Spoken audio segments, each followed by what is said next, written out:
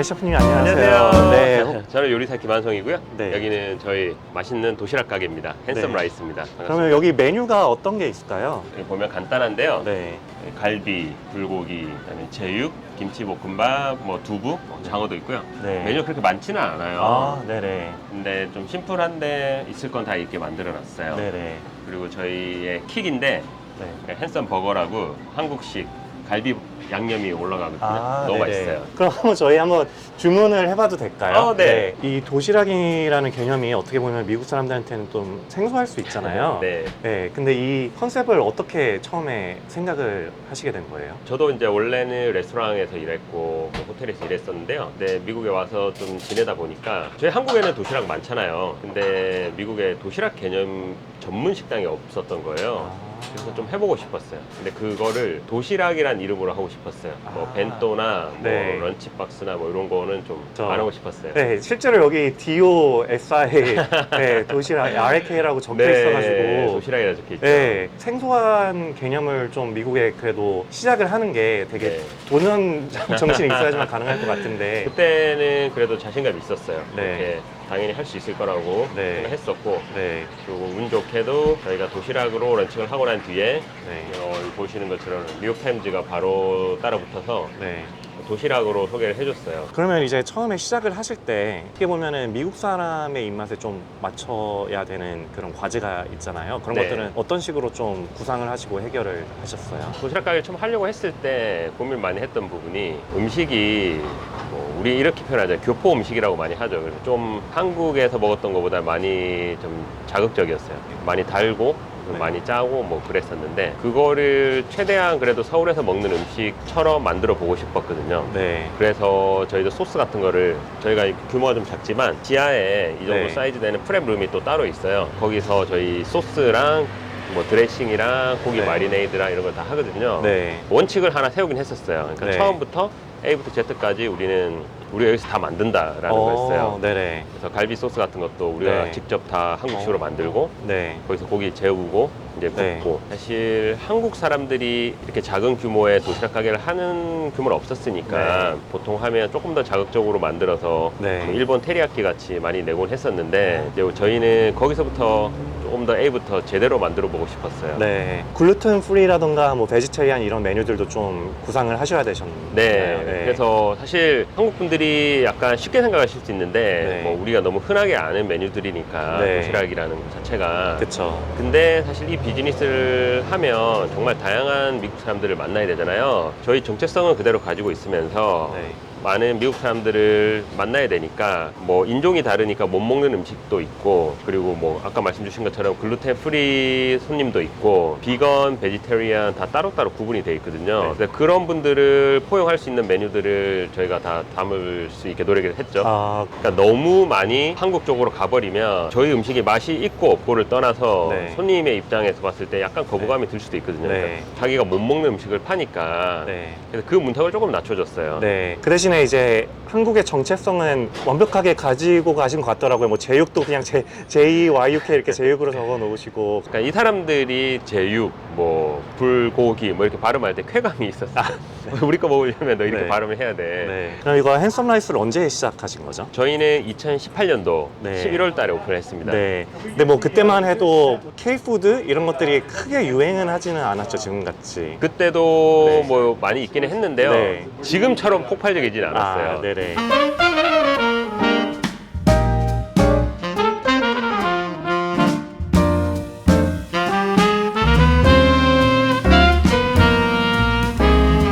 양이 엄청 푸짐해요. 이게 불고기하고 밑에 이게 밥이 들어가 있고, 그리고 이거는 이제 마요 소스라고, 마요네즈 소스라고 하시는데,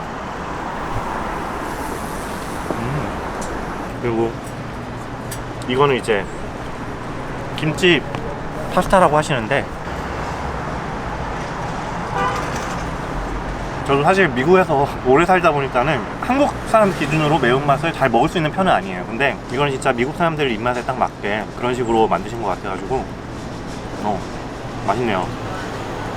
그러면 이 뭐 불고기 같은 경우에는 지금 가격이 어떻게 되나요? 불고기는 네. 지금 15불, 네. 제육 14불, 네. 갈비는 18불. 어떻게 보면 한국 사람들 입장에서는 이게 뭐 비싸다고 들릴 수도 있는데 네. 사실 뉴욕의 이제 가격으로 따지면은 딱 네. 뭐 직장인들이 이제 한끼 뭐 정도. 한 끼 정도 할 수 있는 그런 딱 가격이잖아요. 매장에서 실제로 오셔서 드시는 분들이 많으세요? 아니면은 뭐 다른 방식으로 구매를 하시는 분들이 더 많아요? 저희는 일단 먹기 편하니까 배달이 거의 한 70% 정도 되고요. 배달이요? 네. 어. 그리고 회사들, 큰 네. 회사들, 페이팔이든 뭐 시스코든 큰 네. 회사들의 케이터링으로 많이 나가고 있어요. 아, 네. 제가 예전에 들은 거는 이제 이게 제육인데 네. 이거를 미국 사람들이 먹기에는 조금 약간 매울 수도 있다고 생각을 하거든요. 근데 요즘은 이런 거를 빼면은 오히려 서운해한다고 그러니까요.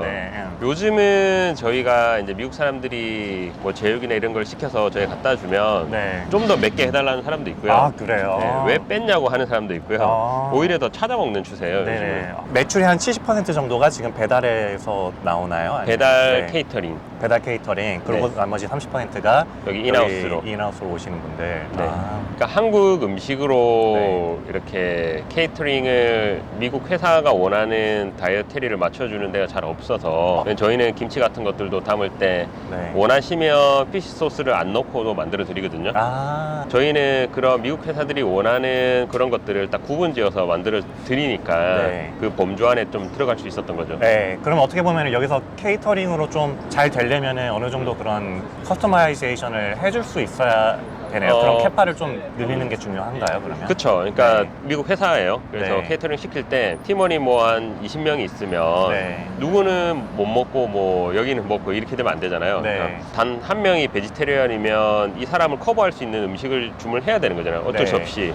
네. 그러니까 그 정도는 배려를 해야 된다는 거죠. 아. 얘들이 시켜 먹을 수 있게 하기 위해서라면. 네. 이 모든 거를 시작하시기 전에 미국에는 처음에는 어떻게 오시게 되셨어요? 저는 2008년, 9년, 10년 이때 네. 한국에서 여러 가지 활동들을 많이 하고 있었거든요. 네. 뭐 방송도 하고, 뭐 컨설팅도 하고, 한창 하고 있다가 내가 뭐 이렇게 되면 안 되겠다, 뭔가를 좀 더 쌓아야 되겠다. 그 마음이 들어서 2011년도에 네.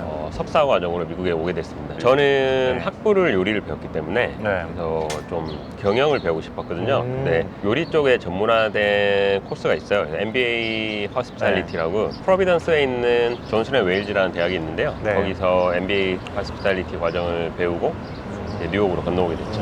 네, 한국에서 하시는 일이 있는데 그거를 버리고 미국에 새로운 도전을 하시는 그 동기 모티베이션이 어디서 나오신 거예요? 사실 지방에서 제가 지방 출신이고 열심히 살았어요. 욕심도 많았고. 근데 서울에 올라와서 제가 원하는 호텔에 파트타임부터 시작해서 큰 호텔에 또 어플라이를 해서 또 합격을 해서 또 다녔었고, 네.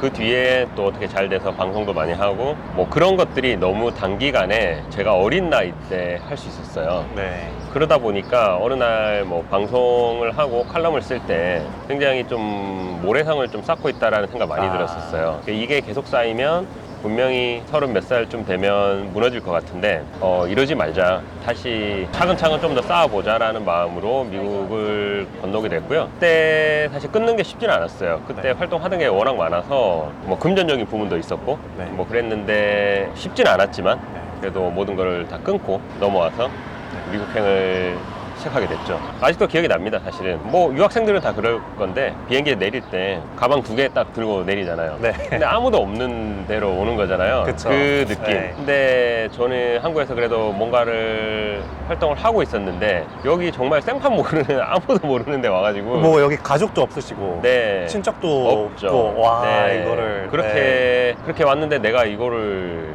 잘한 건지 못한 건지, 영어도 네. 그때 뭐 유창하진 않았으니까. 진짜 엄청난 도전이잖아요. 사실은 이 미국에 오는 것 자체가 딱 마음을 먹고 오신 게 저는 되게 대단하다고 느껴져요. 그 자체가. 그러면 석사를 하시고 나서 그러면은 어떤 일을 하셨어요? 대부분 유학생분들이 생각하시는 것처럼 저도 비자를 받기 위해서 노력을 많이 했어요. 네. 아시겠지만 유학생 신분이 비자를 받는 건 굉장히 힘든 일이잖아요. 그쵸. 그래도 한국에서 경험이 있어서 그런지 졸업할 때 라구아디아 공항에서 있는 그 F&B 비즈니스가 있어요. 네. 미국 회사인데 거기 총괄 셰프로 채용이 된 거예요. 오, 그때 네. 뭐 6차 면접, 7차 면접까지 다 보고 그런데 드러그 테스트까지 다 하고 이제 연봉 협상 다 하고 출근하면 되는데 갑자기 그 회사에서 안 된다라는 거예요. 왜요? 네. 그러니까 이 비자에 대한 그런 것들을 전혀 몰랐던 아, 거지. 수속은 네. 다 끝났지만 네. 그리고 거기 안에서 일하려면 그린카드가 있어야 된대요. 네. 거기는 공항 안쪽에서 일하는 곳이다 보니까 그래서 네. 더 까다로워서 그래서 갈 데가 없잖아요. 네. 고민을 많이 하고 있었는데 네. 한국 어떤 식품 회사에서 네. 바로 이제 연락이 오셔가지고 한국 회사에 일해볼 생각이 있냐라고 해서 네. 오케이 하니까 바로 거기서 오케이 그러면 우리가 비자 스폰을 해주겠다라고 했어요. 네. 그래서 일단은 그 회사에 갔죠. 네. 사실 유학생들이 진짜 챌린지가 비자잖아요. 그러니까 워킹 비자 뭐 여기 영주권이 있어야지만 어떻게 보면은 좀 영구적으로 여기서 일을 할 수 있는 포지션이 되니까. 근데 뭐 회사들이 뭐 영주권 그냥 공짜로 준다는 것도 아니고 그래서 유학생들이 사실은 딴 데를 많이 갈 수 있지만은 비자를 해준다고 하는 회사에 들어갈 수밖에 없는 상황들이 많이 발생을 하잖아요. 그러면 셰프님도 일단은 미국에서의 커리어를 그렇게 시작을 하셨네요. 미국에 오실 때는 사실 네. 그런 걱정은 모르셨잖아요. 전혀 뭐 이렇게 없었죠. 비자에 대한 뭐 이런 것도 잘 모르고 전혀 네, 몰랐어요. 무작정 딱 오셨는데 네. 사실은 좀 약간 그런 벽을 좀 처음에는 느끼신 거네요. 그쵸. 그러면은. 그때 석사를 마치고 한국으로 돌아가는 것도 사실은 나쁘지 않은 기회였던 것 같긴 해요.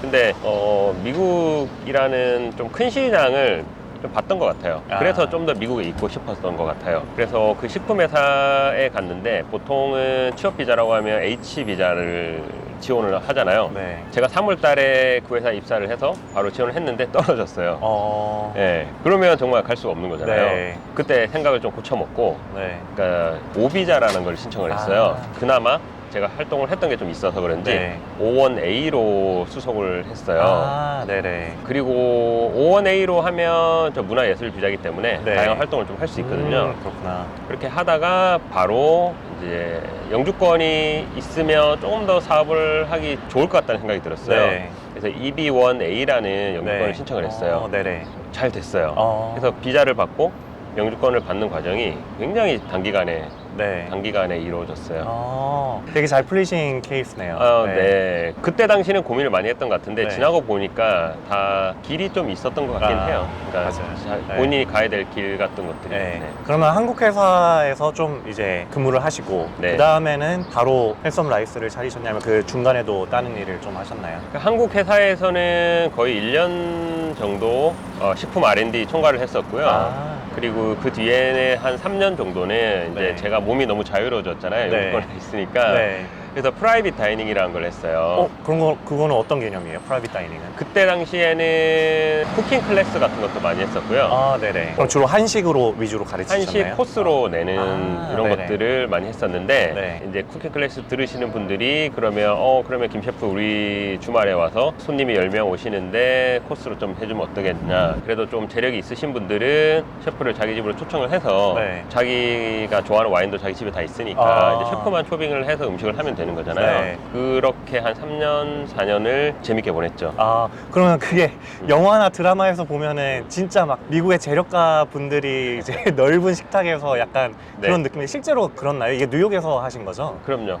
실제로 그렇고요. 네. 상상하는 것보다 더 부자분들이 많습니다. 진짜요? 네. 와. 뭐 한국 분들도 많이 해드렸고, 네. 뭐 미국 부자분들도 많이 해드리고, 네. 한국의 유명한 음반 제작자분들 오실 때도 그렇고, 뭐 연예인들도 많이 해드리고, 네. 그때 네트워크가 많이 넓어졌던 것 같아요. 기업 뭐 총수분들 뭐 많이 해드렸던 것 같아요. 네네. 근데 또 이제 그 네트워크도 확장하시고 되게 프라이빗 그 다이닝 이런 걸로도 하셨는데 돌연 이제 2018년도에 이 헬섬 라이스를 차리신 어떤 모티베이션은 뭐였나요? 그 프라이빗 다이닝이라고 하는 게 보통 금요일 저녁, 토요일 저녁, 아니면 일요일 네. 저녁 이렇게 예약이 잡히거든요. 네. 그러면 사실 월화수목은 좀 준비를 하고 메뉴 공부도 하고 좀 쉴 수 있는 시간이었어요. 그리고 뭐 거의 예약은 꽉꽉 차니까 사실 돈만 생각하면 좀 괜찮았어요. 나쁘지 네. 않았어요. 근데 너무 소수의 사람을 만나게 되는 거죠. 그러니까 제가 처음에 미국에 왔던 것과는 다르게 이게 또 편한 길만 가고 있는 거지. 그게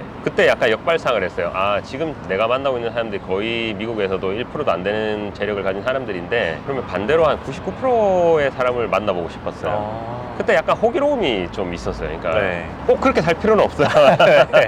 네. 근데 저는 아니 그러면 한식으로 조금 더 많은 사람을 만나보면 어떨까?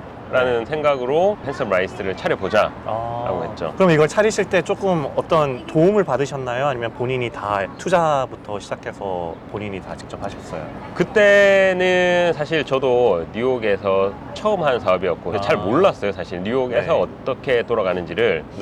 그래서 당연히 저는 식당 같은 걸 할 때 제 돈으로 다 제가 해야 되는 줄 알았어요. 네, 그래서 저희 와이프가 사진가인데 와이프가 벌어놓은 돈을 다 털어서 이렇게 핸섬 라이스를 하게 된 거죠. 엄청난 리스크도 있고 엄청난 도전이잖아. 이게 모았던 돈을 어떻게 보면은 사업을 그걸로 시작한다는 것 자체가. 네, 그래서 이제 저희가 뭐 그렇게 엄청 부자가 아니고 이러니까 저희가 가졌던 돈으로 할 수 있는 공간을 찾다 보니까 이렇게 좀 작은 공간을 하게 됐는데 그래도 이 가게가 있는 로케이션이 좀 중요하다 생각했었거든요.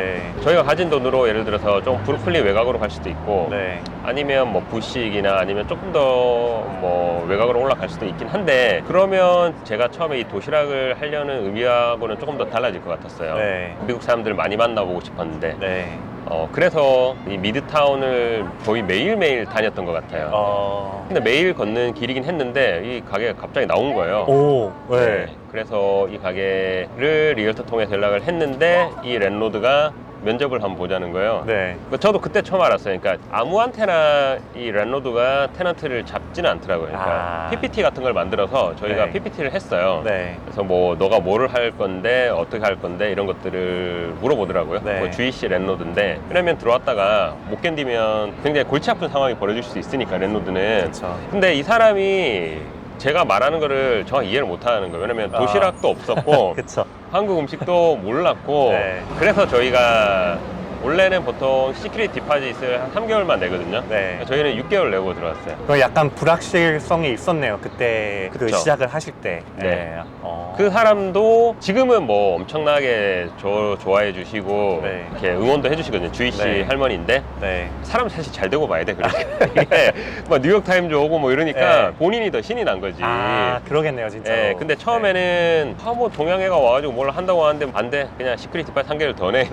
막 뉴욕 타임즈 취재에 오고 지금은 또 뉴욕 타임즈 케이터링도 하시잖아요, 실제로. 그러니까는 엄청 좋아하시겠네요. 그렇죠. 어쨌든 렌트비 잘 내고 있으니까. 이 가게가 되게 예뻐요. 이 색깔도 약간 이게 어떤 색이죠? 분홍색 비슷한 색깔이죠. 이것도 다 직접 디자인하시고 다 준비하신 건가요? 저희가 들어올 때 메뉴도 중요했지만 이 브랜딩이 사실 중요하다 생각했어요.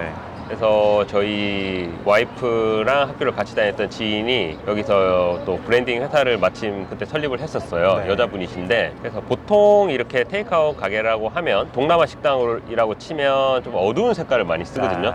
뭐 예를 들어서 타이 식당이면 뭐 갈색 뭐 약간 이런 색깔을 많이 쓰는데 저희는 그분들이랑 얘기할 때 우리가 이 한국 음식이지만 미국 백인 직장인을 대상으로 하니까 좀 밝은 색을 쓰고 싶다라고 했어요. 그래서 그분들이 화이트랑 핑크를 처음에 추천해 주셨는데 이 핑크도 여러 가지가 있다라는 걸 알았어요. 그래서 이 색깔은 플로리다 핑크라고 조금 더 구체화된 미국 사람 백인의 눈에는 익숙하게 된 색깔이 있다고 말씀을 하시더라고요. 그래서 처음에 저희가 이 색깔을 바를 때만 해도 지금은 뭐 좀 예쁘죠? 근데 그때만 하더라도 조금은 도전이긴 했어요. 이 색깔은 저도 근데 너무 예뻐요. 이렇게 그 걸어올 때 딱 봐도 가게가 너무 약간 힙한 뭔가 테이크아웃 플레이스 같은 약간 이런 느낌이어가지고 그거를 실제로 다 하신 게 정말 대단하신 것 같아요. 그래가지고 가게 이름을 핸섬 라이스라고 지었던 이유는 제 와이프가 사실은 좀 지어줬는데 와이프가 마케터였거든요. 제가 이름이 김한송인데 학교에서 수업을 들을 때 대학원 때 교수님이 이름 발음을 못 하는 거예요. 아, 한송을 아니라 네. 핸송 뭐 이렇게 하는 거예요. 그쵸. 그러다 그것도 안 되니까 네. 핸섬이라고 하는 거예요. 네. 그러니까 저는 좋죠. 뭐 네. 핸섬, 워너비 핸섬.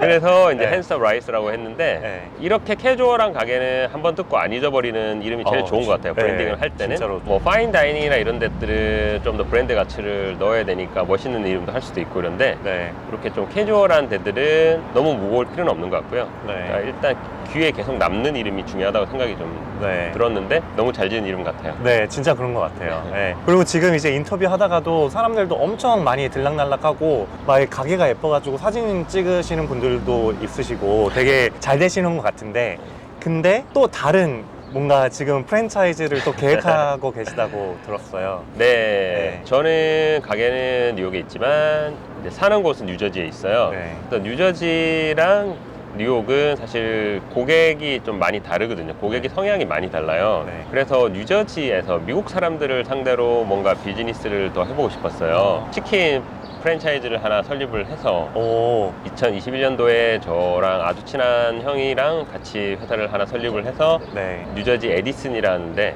서울 프라이즈 치킨이라고 네, 하나 만들어서 네, 운영을 시작을 했죠. 네네. 그리고 가게가 너무 잘 돼가지고 그 뒤에 본사를 셋업을 하고 네. 본격적으로 프랜차이즈를 시작을 했습니다. 네. 그러니까 올해부터 시작을 했어요. 본사라는 개념은 어떤 개념인가요? 네. 보통 이제 한국 분들이 치킨집을 한다라고 하시면 네. 1호점이 잘 돼. 그러면 그 오너가 뭐 프랜차이즈 뭐 등록을 하셔서 확장을 하는 개념이거든요. 네. 근데 저는 조금 더 원대한 꿈이 있어요. 네네. 그래서 1호점이 잘 됐어요. 그러면 네. 2호점, 3호점을 바로 가지 않고요. 네. 본사를 따로 만들었어요. 회사처럼. 아예 회사인 거지. 그러니까 네. 독립된 법인을 따로 만들어서 네. 굉장히 유능한 CEO 분을 모셨어요. 네. 그래서 브랜딩부터 시작을 해서 한국에 있는 소스 공장을 또 파트너사로 만들어서 소스를 다 수출입하고 네. 브랜딩도 뭐 패키징도 마찬가지고 프랜차이즈 셋업도 다 하고 네. 그래서 저희가 프랜차이즈를 할 수 있는 구성을 다 만들어 놓고 올해 초, 올해 중반까지 그 작업을 다 하고 이제 프랜차이즈를 시작한 거죠. 사람들이 생각하기에 이제 프라이 치킨이라고 하면은 아 그게 뭐 현지화하는 노력이 뭐가 들어가지 이렇게 생각할 수도 있잖아요. 근데 사실은 그 안에 또 현지화하는 노력들이 굉장히 많이 들어가 있더라고요. 그래서 어떤 좀 그런 노력을 하셨는지. 프라이드 치킨이라고 하면 한국 사람들이 되게 쉽게 생각하죠. 네. 사실 뭐 우리가 생각하기에도 그냥 뭐 스윗 앤 스파이시 양념이나 네. 아니면 소이 갈릭 정도 해가지고 튀긴 거에다가 이렇게 묻혀서 주면 미국 네. 사람들 좋아하지 누가 네. 싫어해 뭐 이렇게 생각하잖아요. 네. 사실 근데 자세히 보면 굉장히 어려운 부분이거든요. 저희는 프라이드 치킨을 만들지만 철저히 미국식으로 만들어요. 10가지 소스가 있는데 2가지, 3가지가 한국 소스를 활용을 하고 있을 뿐이지 철저하게 저희는 미국식으로 접목을 시키고 있어요. 네, 그리고 다 할랄 네. 치킨이라고 그러셨죠? 네. 저희 벤더사도 서티파이 할랄 제품을 저희한테 아. 보내줘요. 그걸로도 이 소비자를 좀 더 확장을 시킬 수가 있어요. 하나 되게 제가 그 뉴욕의 묘미가 뭐냐면은 여기는 이제 도시락 전문점이잖아요. 근데 도시락을 실제로 테이크아웃을 해서 저렇게 뒤에서 테라스에서 그러니까 유럽 스타일로 가게 앞에서 드시는 분들이 있어가지고 굉장히 이게 모든 문화가 약간 짬뽕된 그런 느낌이 들어서 네, 되게 특이한 것 같습니다. 앞으로의 핸섬 라이스하고 이제 소울 프라이 치킨하고의 계획은 어떻게 되시나요? 핸섬 라이스는 여기서 이 공간 자체가 가지는 의미가 있는 것 같아요. 이렇게 작지만 항상 따뜻하고 맛있는 도시락을 만드는 공간으로 계속 기억되고 싶어서 계속 이 공간을 이런 식으로 운영을 할 것 같고요. 그리고 서울 프라이 치킨은 제가 또 작심하고 만든 브랜드니까 미국에서 많은 곳에서 만나볼 수 있게끔 프랜차이즈로 쭉쭉 좀 키워볼 생각입니다. K푸드가 요즘 워낙 유행이어가지고 미국에서 사업을 이제 한국 음식으로 사업을 하고 싶은 아마 후배들이 좀 있을 거예요. 그분들한테 좀 조언을 해주신다면 어떤 조언을 드릴 수 있을지. 제가 처음에 시작했을 때 하고 정말 많이 환경이 바뀐 것 같아요. 너무 긍정적으로 많이 바뀐 것 같은데요. 솔직히 말해서 누가 지금 트레이더조에 가서 냉동김밥을 살 수 있는 시대가 왔을까라고 생각하겠어요. 정말 시대가 많이 바뀌었거든요. 그래서 뭐든 하고 싶은 게 있으시면 지금 바로 하셔도 될 것 같고요. 그럼 뭐 주저할 필요는 없는 것 같아요. 이제는 충분한 시간이 됐습니다. 네, 오늘 인터뷰 너무 감사드리고요. 핸섬 라이스 번창하길, 그리고 솔 프라이드 치킨도 번창하길 바라겠습니다. 네. 인터뷰 감사드립니다. 감사합니다.